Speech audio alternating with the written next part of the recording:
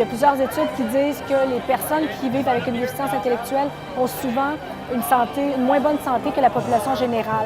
Donc, on veut les sensibiliser à l'alimentation, les sensibiliser à l'importance du maintien du poids, la tension artérielle. À la clinique, ils reçoivent un formulaire et sur ce formulaire-là, on va inscrire les différentes informations. Donc, le poids, la masse corporelle, la taille, la pression artérielle. Si nos professionnels de la santé notaient un problème, par exemple, la tension artérielle d'une personne est élevée, bien, on va l'inscrire sur le formulaire, puis on va mettre un petit drapeau rouge en disant à la personne en charge de cet athlète-là de faire un suivi dans sa région par la suite. Donc, c'est important de faire de la prévention auprès des athlètes et aussi de s'assurer qu'ils vont être bien traités chez eux, là, dans leur région respective. En premier lieu, on va lui poser quelques questions sur ses habitudes alimentaires.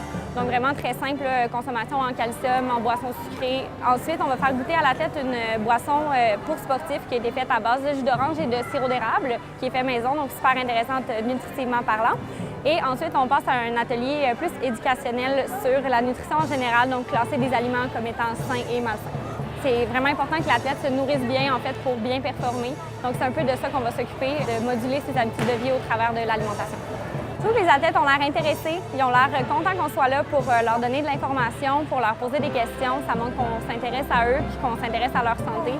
Donc, à date, l'expérience est super intéressante pour eux. Ça leur amène beaucoup parce que ça leur apprend finalement à mieux gérer leur santé et à comprendre qu'il y a un lien direct entre ce qu'ils vont faire comme correctif et leurs habiletés sportives.